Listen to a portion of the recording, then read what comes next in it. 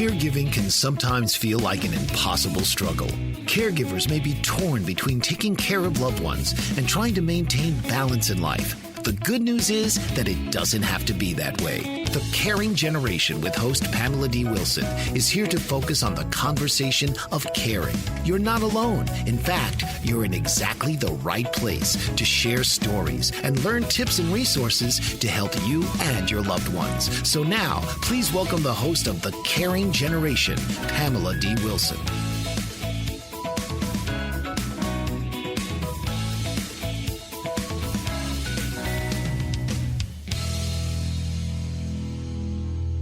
This is Pamela D. Wilson, caregiving expert. I'm your host. You are with me on the Caring Generation radio program, coming to you live from the BBM Global Network, Channel 100, and Tune In Radio. The Caring Generation focuses on conversations about health, well-being, caring for ourselves and loved ones, all tied together with a little bit of humor and laughter that are essential to being a caregiver. During this program, we will talk about feeling isolated. I will share what caregivers can learn from the lives of isolated seniors and vice versa, what isolated seniors can learn from caregivers. Caregiver isolation and loneliness is very common in all caregiving relationships. Being in the physical presence of another person without having an emotional connection can result in feelings of loneliness. The term isolation means physical separation or distancing. For example, the feeling that we are all experiencing from the coronavirus by not being able to be together.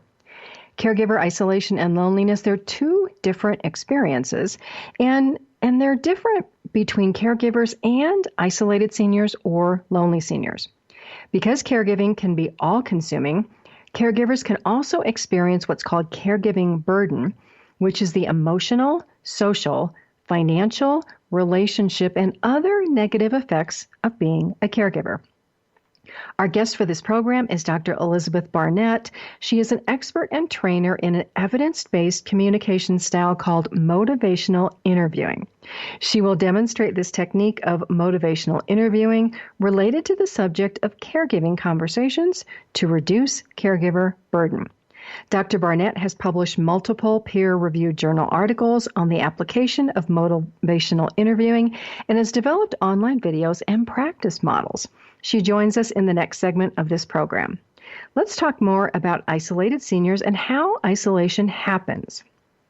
According to research, about 28% of elderly people live alone. Isolated seniors result from experiencing the death of a spouse, separation in the event of a husband or a wife who has to move into a care community, or when isolated seniors stop driving, when they become physically disabled such that they can no longer easily leave the home. These are the obvious reasons. Let's talk about some of the less obvious reasons that result in isolated seniors. How many of you have parents who want to remain independent? Elderly parents who are very reluctant to ask for or to accept help at this point, at least. Do you wonder why? Some elderly parents prefer to be that isolated senior versus the alternative of having you, their adult children, move them out of the home and into a care community or a nursing home, a dreaded change in life. For these elderly parents, joining the ranks of isolated seniors, much better than being told by adult children that they have to leave their home because they, mom or dad, can't care for themselves. Let's talk about aging adults who live alone with children who live hundreds or thousands of miles away. Isolated seniors may experience changes in friend relationships. Isolated seniors are more frequently diagnosed with memory loss, dementia, or Alzheimer's disease. Research confirms that friends communicate and visit less with friends diagnosed with memory loss because they don't know how to maintain a friendship.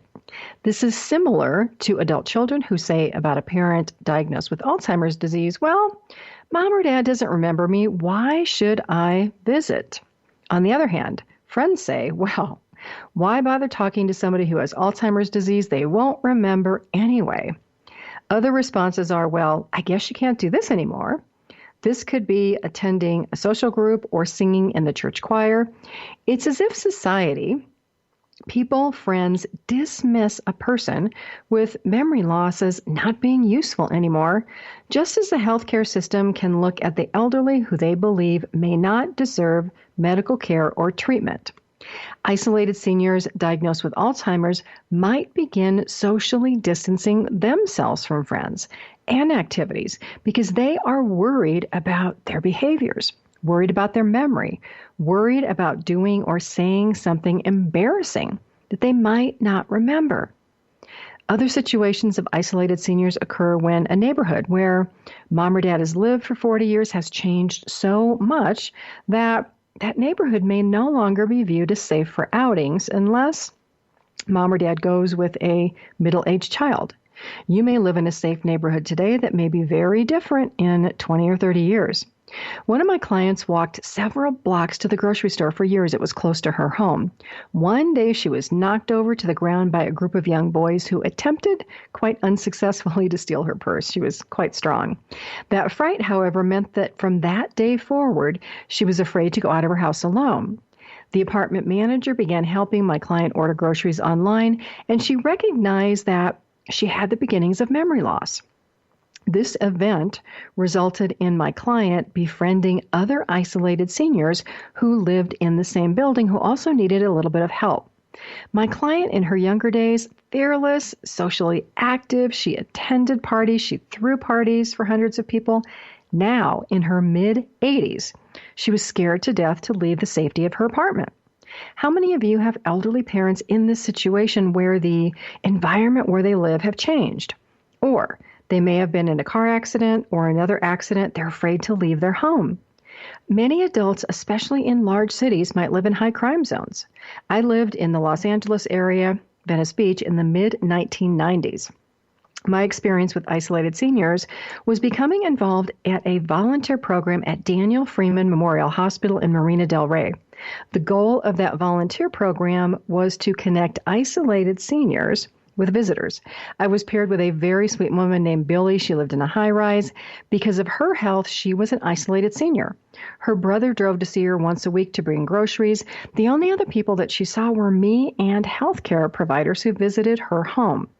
I visited her for several years until she passed away, and those visits were a joy for me. I loved her. We became wonderful friends, even though our age difference was about 60 years apart. She is one of the reasons that I do what I do today in working with caregivers, educating caregivers, and aging adults. We're going to continue this conversation about isolated seniors and talk more about caregiver isolation and loneliness, how it occurs, what you can do about it in the second half of the show. Isolated seniors and caregivers have so many things in common, but they don't realize it. Up next, we're going to have Dr. Elizabeth Barnett, an expert and trainer in an evidence-based communication style. It is called motivational interviewing. She's going to join us to demonstrate the technique of motivational interviewing and how to relate this to the subject of caregiving conversations that we may be a little hesitant to have with our elderly parents or within our families. These conversations can actually reduce caregiver burden, anxiety, depression, isolation, and loneliness. Helpful information and practical tips for caregivers and aging adults are in my Caring for Aging Parents Caregiving blog. That is on my website at PamelaDWilson.com. You can also follow me on social media on my Facebook page. It is PamelaDWilson.page. Join my caregiver support group. It's called the Caregiving Trap. This is Pamela D. Wilson on the Caring Generation, live on the BBM Global Network, Channel 100 and TuneIn Radio. Stay with me. We'll be right back.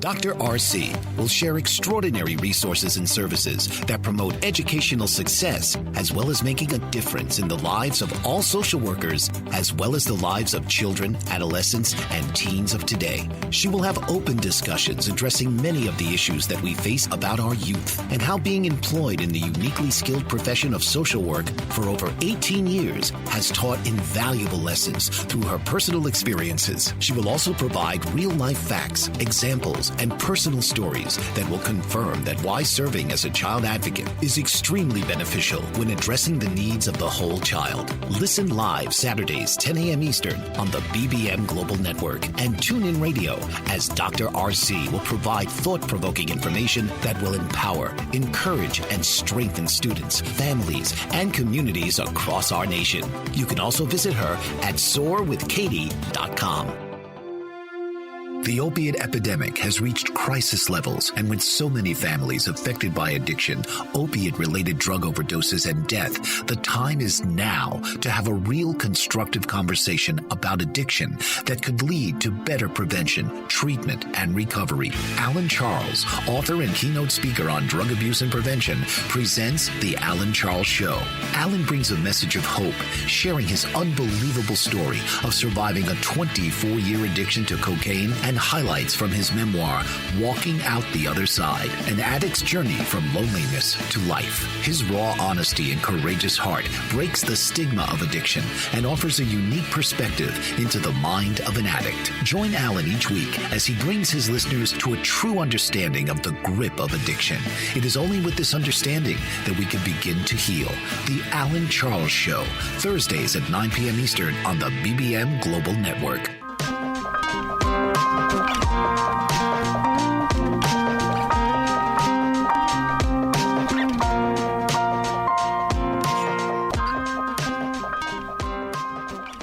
This is Pamela D Wilson, caregiving expert. I'm your host. This is the Caring Generation radio show for caregivers, live from the BBM Global Network, Channel 100 and TuneIn Radio. Joining us is Dr. Elizabeth Barnett, a motivational interviewing expert. Dr. Barnett, welcome to the show. Thank you. Thank you for having me. My pleasure. So let's start with questions for you. Where can caregivers begin in thinking about ways to talk to elderly parents about reducing caregiver burden, which is all those tasks they have to do and everything that they worry about? So motivational interviewing would really sort of have us focus in on what's important to the individual, right? So when having any sort of conversation, that's really sort of a prime point, is what's important to people. What values do they have? And from there, we can start to approach some of the pieces, the agenda, all the things that have to be done. We can approach them, and it helps us prioritize, right? So one of the strategies for sort of narrowing down all the options, all the things that need to get done, is to really lay them out and then invite people to, choose. Right. So, throughout, I think our, motivational interviewing, choice is such an important part of activating people, of getting people involved, and giving people responsibility for sort of the direction things take, so that we don't have to take on all of that burden ourselves. And so when caregivers want an elderly parent to do something, what is a good approach? Well, when you approach a conversation, number one, it's important to sort of have thought it out, right? So we say that you want to have an agenda, but hold it lightly, right? So you have an idea of where you want this conversation to go. And, of course, we're never sort of pushy with our agenda, but we have it in mind, and that allows us or helps us to then structure a conversation to be able to kind of get something done. So first we need to be clear in our own mind, what behavior we want to achieve or where this conversation needs to go. And then really asking them from their perspective, what would be the good things about doing that thing, right? So again, the premise is that motivation is in there. The people have their own reasons. And so if we ask really the right questions or better questions that draw out that information, you can really get a lot done.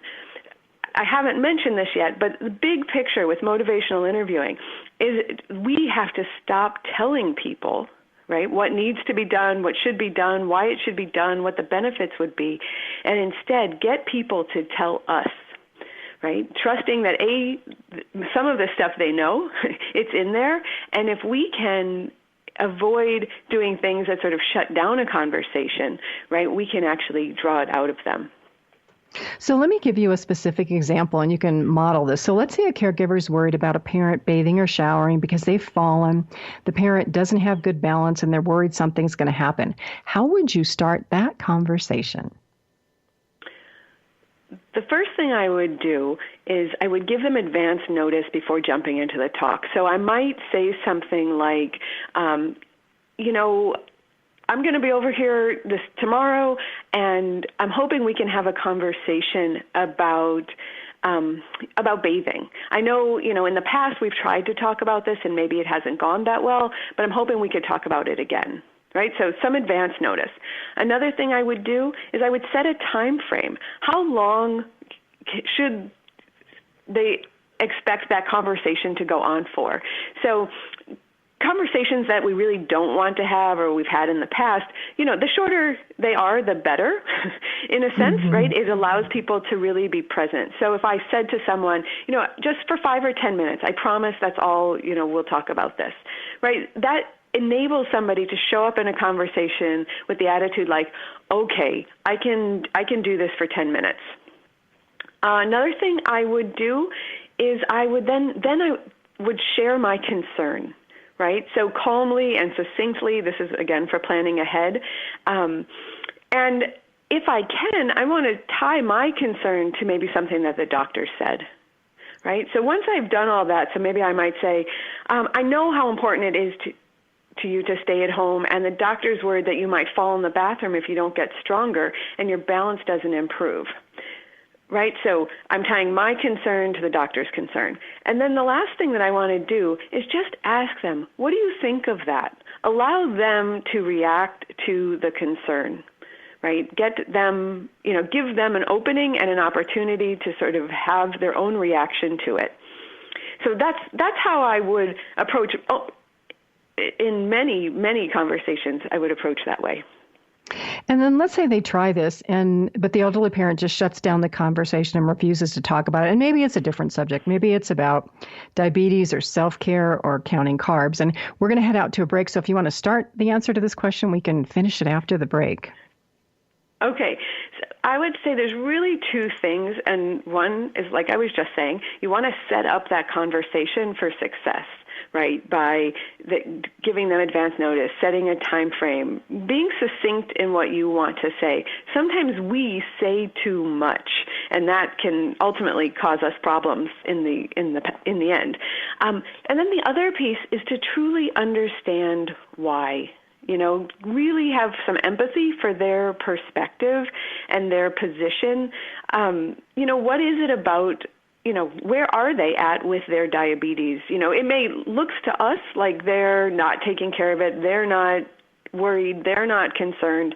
But if we really give them some time and some space and meet it with empathy, we may be able to find out more, right? And learning more gives us an opportunity to really have something different happen. And sometimes that's what you're after is this new conversation, this new space, so that, who knows what will come out of it, but some progress or something positive.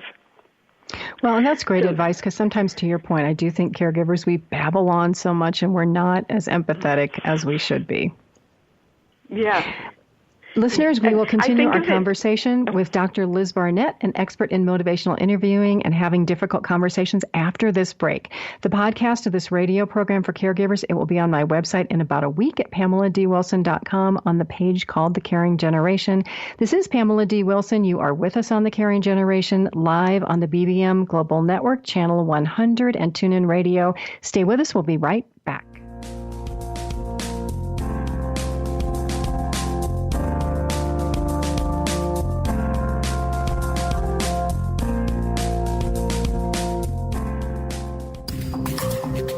Master of words, powerful player. What life-changing words can Dr. Janet Smith Warfield pull out of her magical toolbox that just might mysteriously open a door you never knew was there? A door to free yourself from fear forever. transform your rage into right action, release your guilt, position you into a life of freedom, purpose, passion, power, and peace.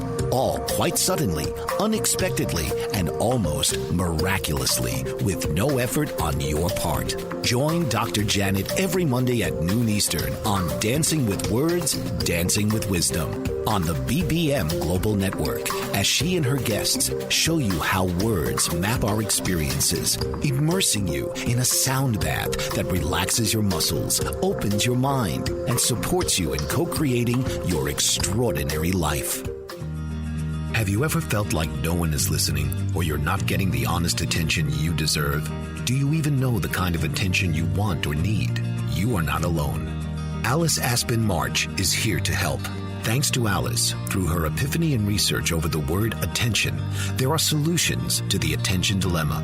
Worldwide audiences have been enthralled and engaged for over 40 years with her visionary and pioneering observations. The kind of attention we get and give is vital to improving our lives and society.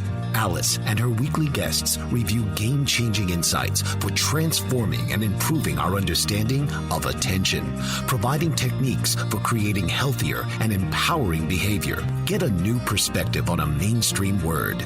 Tune into Why Our Attention Matters for fresh and thought-provoking conversations every Tuesday at 3 p.m. Eastern on boldbravemedia.com and the TuneIn Radio app.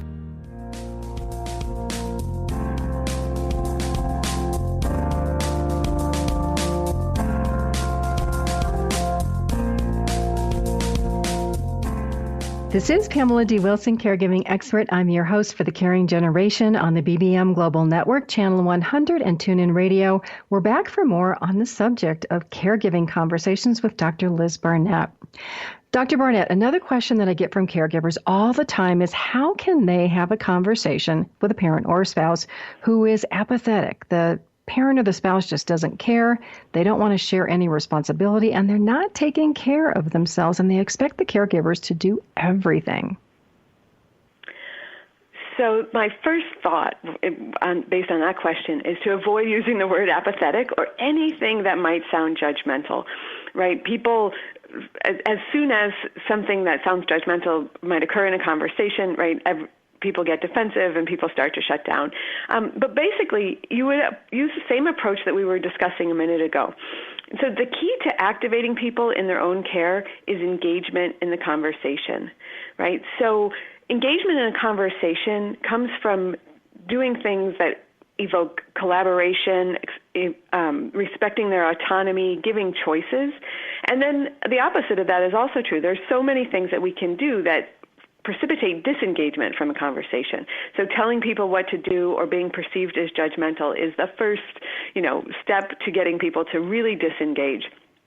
So asking nice, big, open questions that elicit their ideas. So you might say something like, so Dad, I know you really want to stay at home, and sometimes it seems like there are things you could do to help make that possible. The doctor said being able to stay at home is about being strong enough to manage the tasks of daily living. What do you think about what she said?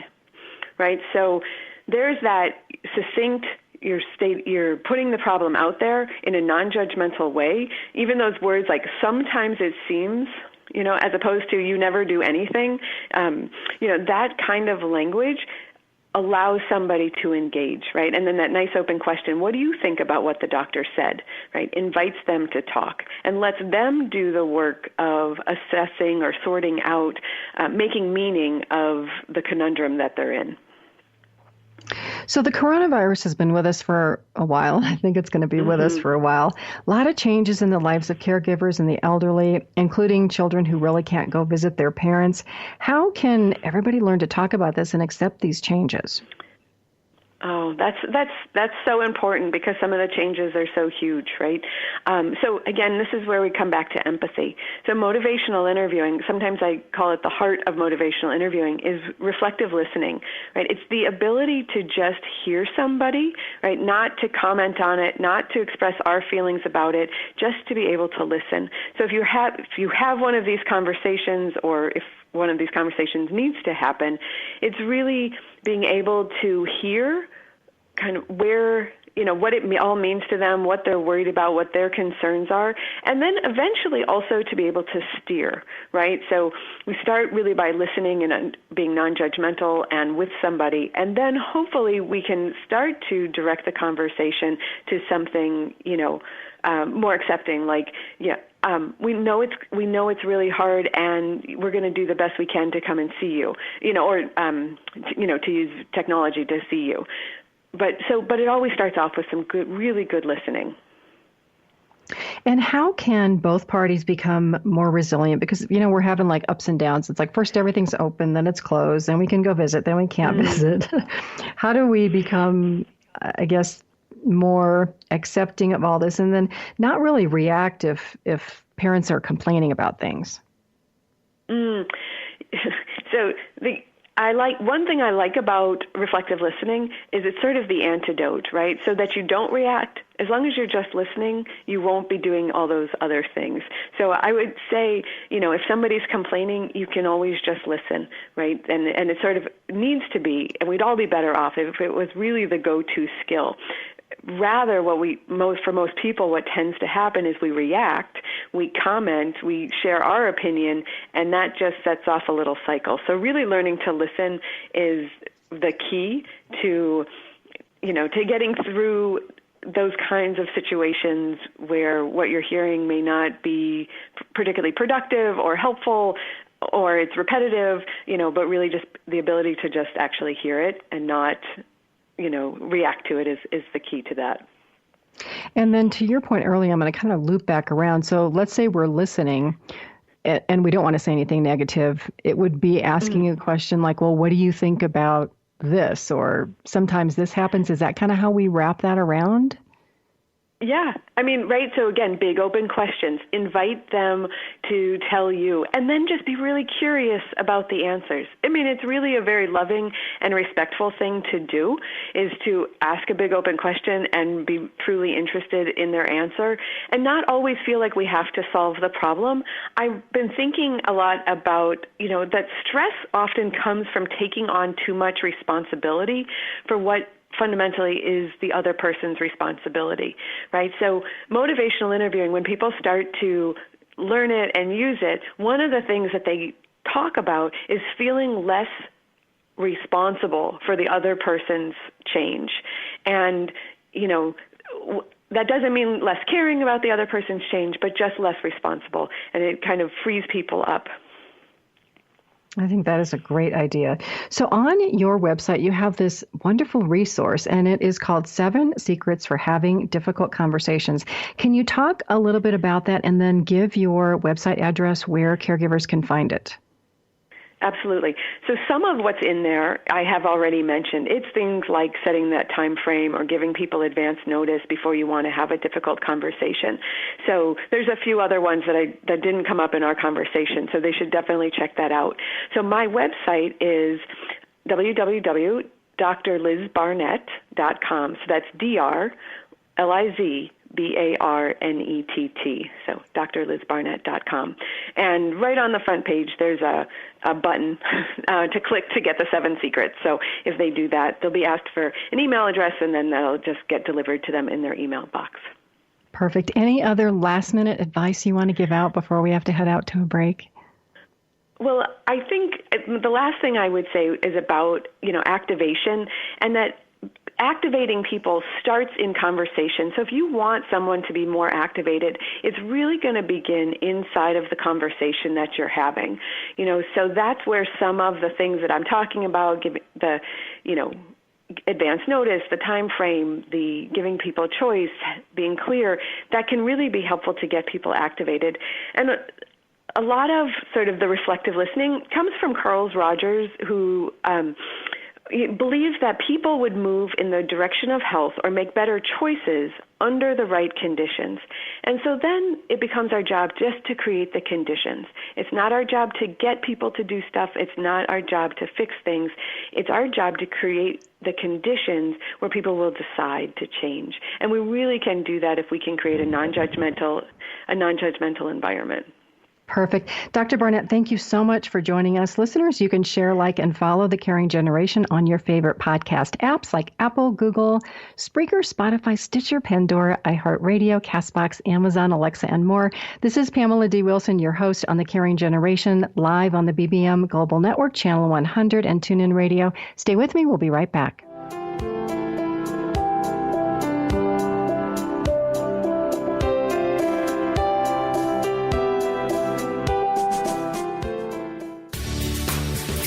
Tune into It's All About You with host Dr. Martha Latz, a lively weekly broadcast on BBM Global Network, one of the most empowering shows for time-starved, overscheduled multitaskers. The professional expertise of Dr. Latz is directly available live every Thursday at 1 p.m. to answer and address concerns about relationships, life transitions of career, meeting, dating, and committed relationships. It's All About You with Dr. Latz will expand your understanding of current concerns across your relationships by broadening and expanding possible solutions in developing skills for mutually desired outcomes. Dr. Martha's expertise is as a licensed marriage and family therapist, life, transition coach, and all things to do with communication at work, home, and with friends. Check out her website at auniquetherapycenter.com.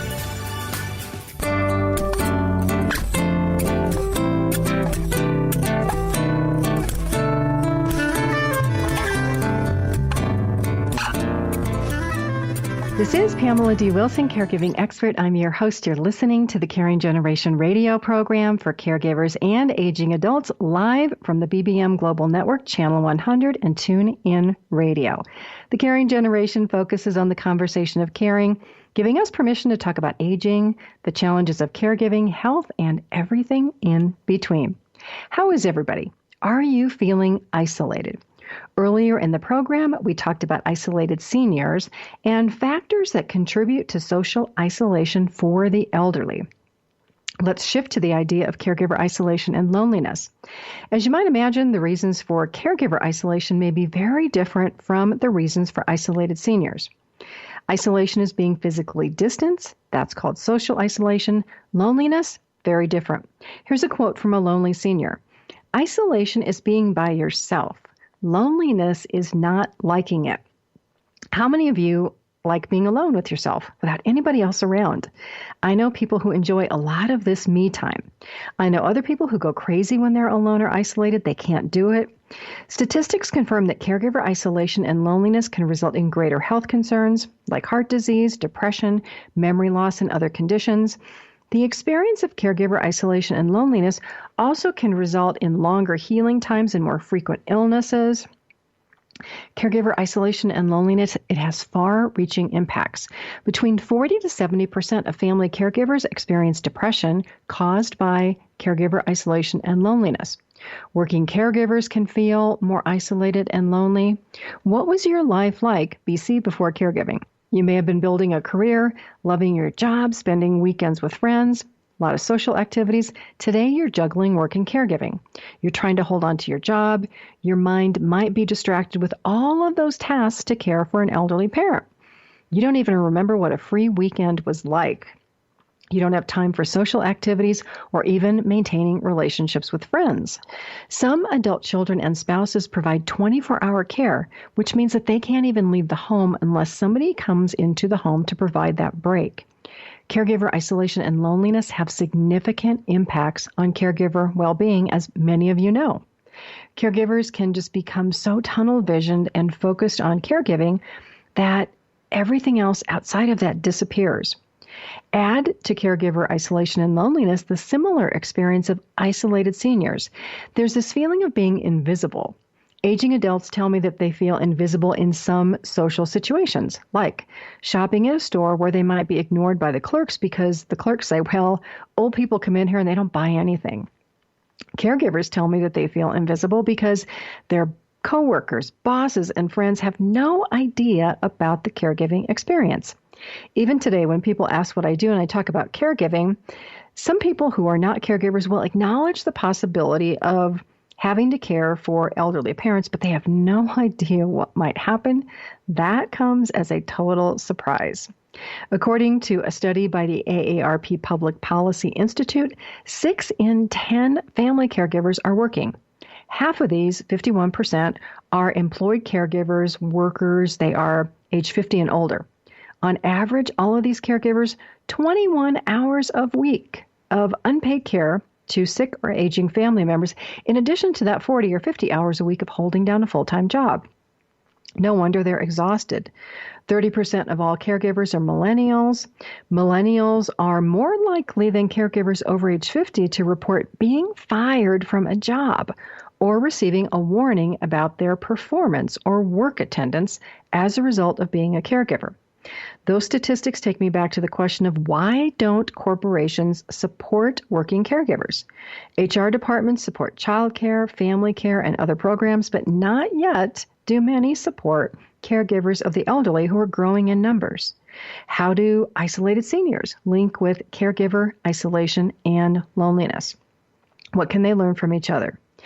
The idea is similar to what can caregivers learn from caring for elderly parents. Caregiving is a role, it's a responsibility, a duty for some, something that they feel they have no choice to do. But for all, being a caregiver really, truly is one of life's great lessons if we are open to learning. We know from talking about caregiving burden that being a caregiver is stressful. It results in caregiver isolation and loneliness and health issues. So how do we translate that for lonely seniors and isolated caregivers? One antidote is the idea of human connection. We all need this. It's a strong sense of community and connecting with others. It's a significant factor in living a longer and happier life. People with friends are happier. The meaning of human connection for isolated seniors and caregiver isolation and loneliness is very different person to person. For some, a smile, opening the door for somebody, giving a compliment, that can brighten the day and reduce feelings of loneliness. For others, it's the idea of having somebody we know who cares about us, even though that person may not be with us. Just knowing that we can pick up the phone and this person who cares about us will be there to talk to us is enough to reduce feelings of isolation and loneliness. So back to the idea of what seniors can teach caregivers and vice versa about isolation and loneliness. Isolation is that thought of being comfortable, being alone, something that we can all learn. Many seniors that I know fill their days with activities. They connect with other people. They may be physically isolated, but they're not lonely because they maintain those connections with friends. Knowing this, it's extremely important for caregivers not to walk away from social and friendship aspects in your lives because those relationships offer mental and physical health benefits. While your time might be limited, pick up the phone, make a call, do a video chat. Those little small connections keep you in touch with people. They also help maintain and improve social skills, which is significant for isolated seniors and for caregivers, because as we age, it becomes more difficult to make new friends. Sometimes family will replace the importance of having outside friendships. Look at how your friendships have changed over time and what you can do to maintain them. We're going to continue to talk about caregiver isolation and loneliness after this break. You can join me on my Facebook page. My Facebook page is Pamela D Wilson .page. On there, I have an online caregiver support group that is called the Caregiving Trap. If you join, you will meet caregivers in similar situations who post questions. I post responses. It is a great group of very friendly caregivers, non-judgmental, who have a lot of helpful experience. And people who enter the group really do establish some friendships outside of the group, which is beneficial. Because sometimes if you're a caregiver, you know this, you don't have a lot of outside time, but sometimes just checking into an online group gives you the benefit that you know that people are going to be there. If you pose a question, they'll answer, they'll be helpful. And most of all, it lets you know that you're not alone in caregiving situations. We'll continue this conversation after the break. This is Pamela D Wilson on The Caring Generation, coming to you live from the BBM Global Network, Channel 100 and TuneIn Radio. Stay with me. We'll be right back after this break.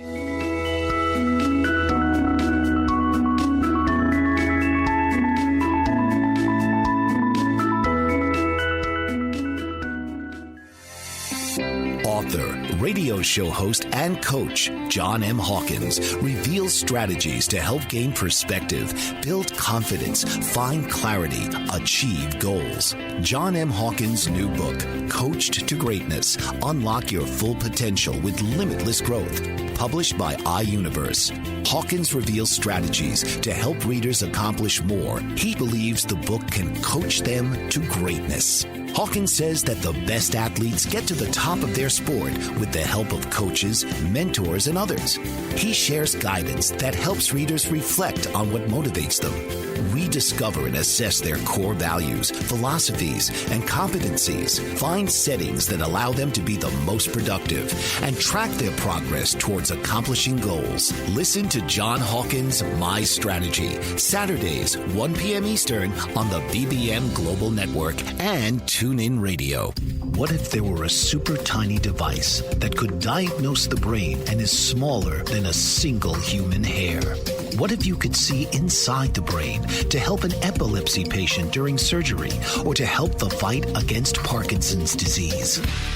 Dr. Patricia Broderick is proud to announce the Broderick Probe, a biomedical and electronic breakthrough. Imagine a probe to help with the understanding and potential cure of brain-related diseases. To learn more, listen live to the Easy Sense Radio Show with host Dr. Broderick, Wednesdays, 7 p.m. Eastern on the Bold Brave Media Network and TuneIn Radio. And to help support the Broderick Foundation, please go to EasySense.com and learn how, with your help, we can fight these horrific brain disorders. That's EasySense.com to learn more and help support the Broderick Foundation.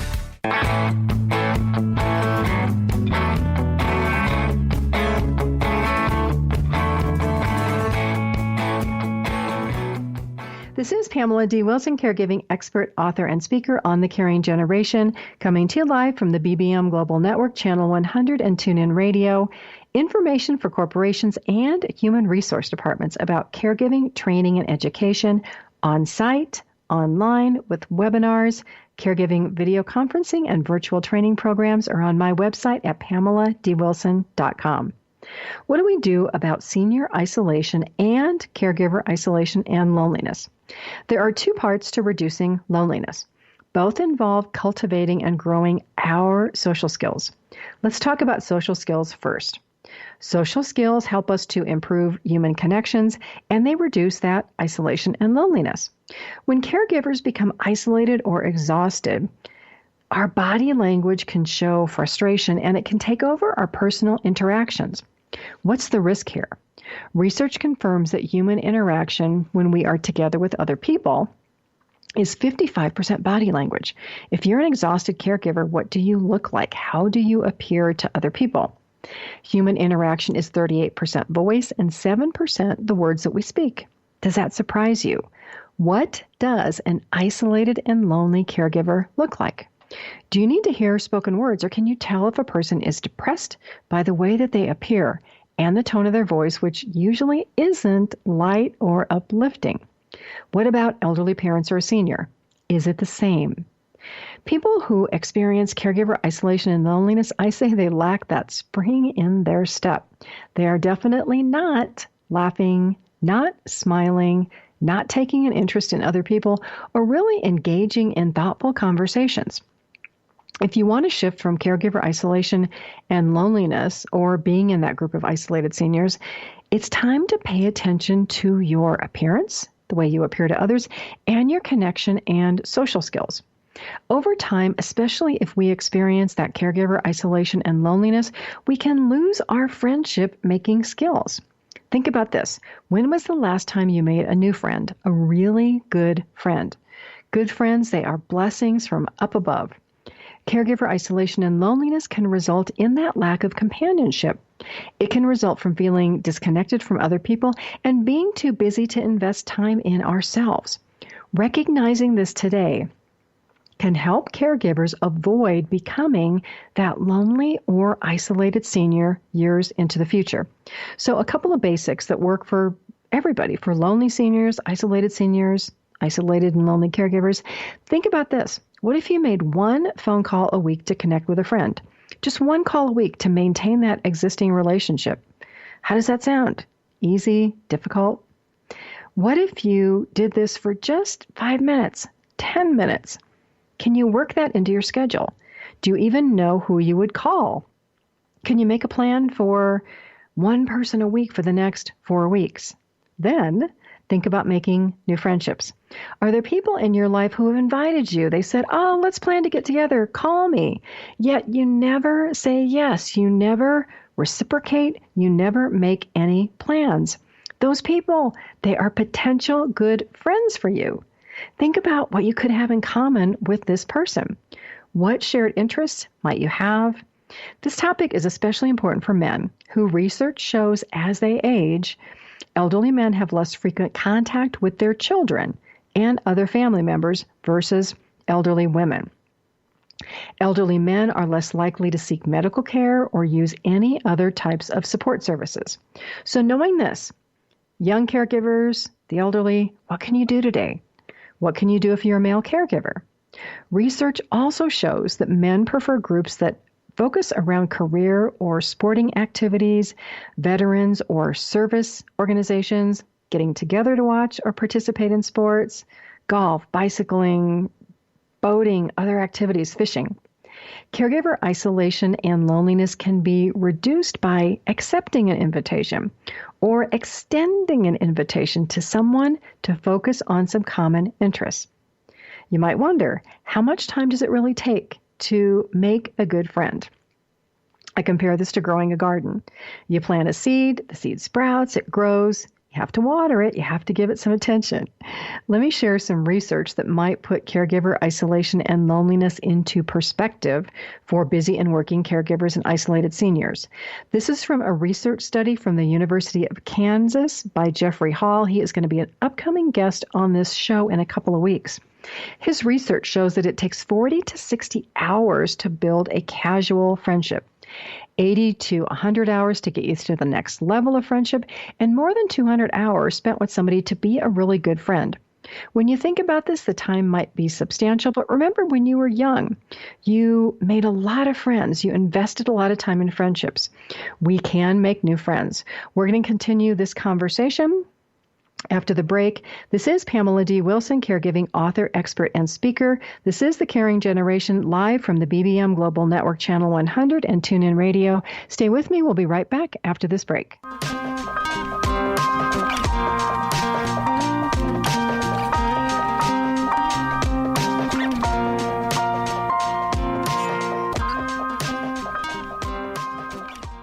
Mike Zorich, a 3-time California state champion in Greco-Roman wrestling at 114 pounds.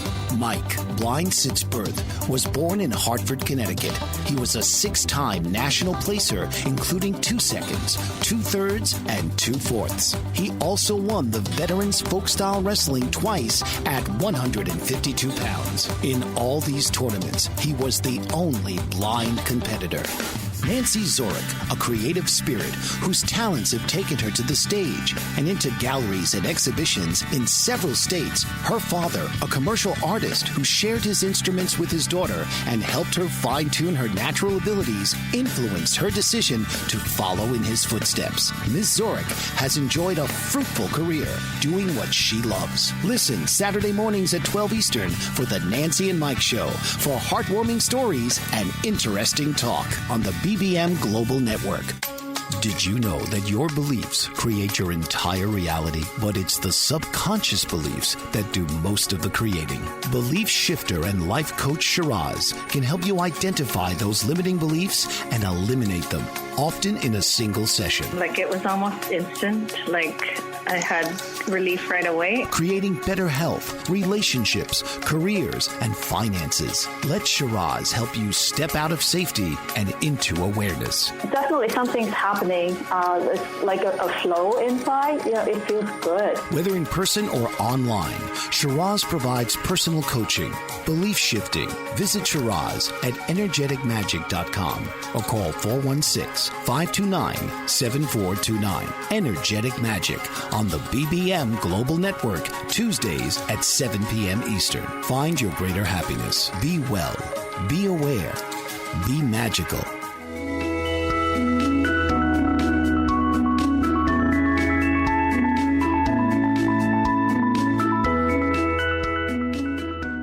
This is Pamela D Wilson, caregiving expert. I'm your host on the Caring Generation radio program for caregivers and aging adults, live on the BBM Global Network, Channel 100, and TuneIn Radio. Visit my website, PamelaDWilson.com, for practical information for caregivers and aging adults. Encourage your human resource department to check out my virtual online training for caregivers, taking care of elderly parents, stay at home, and beyond. Let's talk more about caregiving friendships. As we talked about, it takes time to devote to making a really good friend, but the long-term benefits are significant. Think of having more friends when you are older, like your elderly parents today may not. That support, those friendships mean everything when we're older. We can have friends across the country that we travel to go see. We can have friends for daily activities. So let's talk about how we make those connections. How often do you meet somebody new and you can't remember their name, or you forget it and you're embarrassed? Think of it this way. Making an effort to remember the name of a person that you meet is like giving somebody a compliment. Even if you have to do some type of word association or jot down the name of the person on a piece of paper that you want to remember, make that effort. When you meet that person and you're talking to them, be with that person. Don't be thinking about your aches and pains or a long list of caregiving tasks that you have to do. People know if you're distracted. Remember those statistics? 55% body language, 38% voice, 7% what you're saying. Smile during those conversations. As we talked about with Dr. Barnett, think of creative questions. Think of open-ended big questions instead of making small talk about the weather or, other things, other complaints that you might have. Think about what you might have in common with the person. Be a good listener. And think about this. Allow people to talk and then ask questions about what they just said. This lets the person know that you're interested in them. Also, you don't want to compete on the idea of, my life is more stressful than your life is. Or I have more aches and pains than you do. A lot of times our elderly parents can get stuck in those conversations. You would definitely want to empathize, but give up the need to win or have your situation be worse than somebody else's. If you're not regularly out and about, you might wonder how to put yourself in situations where you can meet people. This could be taking your dog out for a walk. It could be joining an interest group. Whether you are that isolated caregiver or an isolated senior, you can do this. Take a class, join an activity at a recreation center, find a service project, help other people. Join a community cause or a group that you are passionate about. There are plenty of opportunities if you look for them. They, like new friends, are just not going to drop in your lap from up above. And remember, when you do meet somebody who invites you, accept the invitation. Say yes. If you go and it doesn't work out the way you expected, you don't have to stay for the entire time, but at least you tried and you're getting into the habit of making that effort to say yes.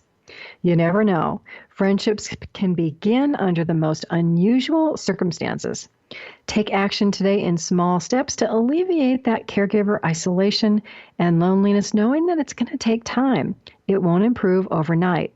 Celebrate the small actions. Celebrate your successes.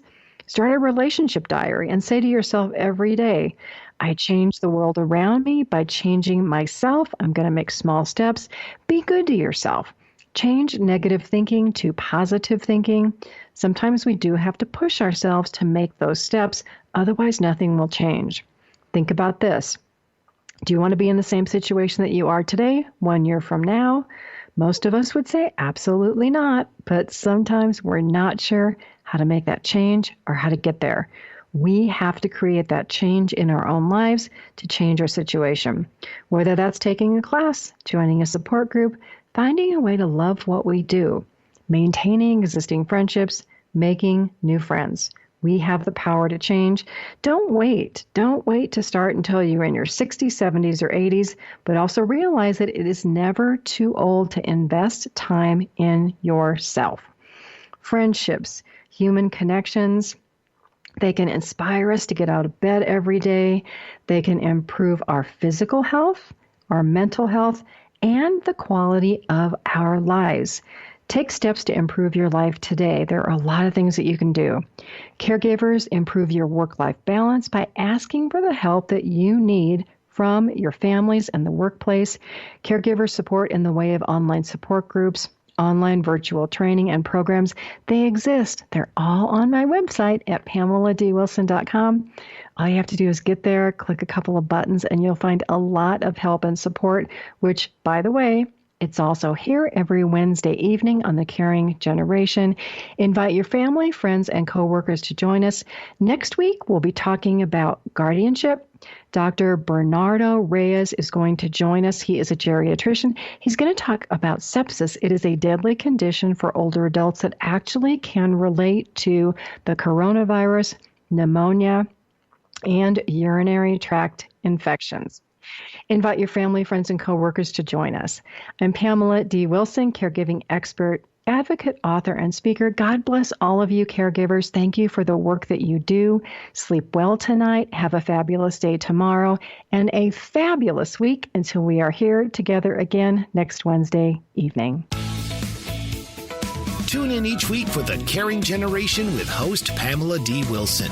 Come join the conversation and see how Pamela can provide solutions and peace of mind for everyone. Here on Pamela D. Wilson's The Caring Generation.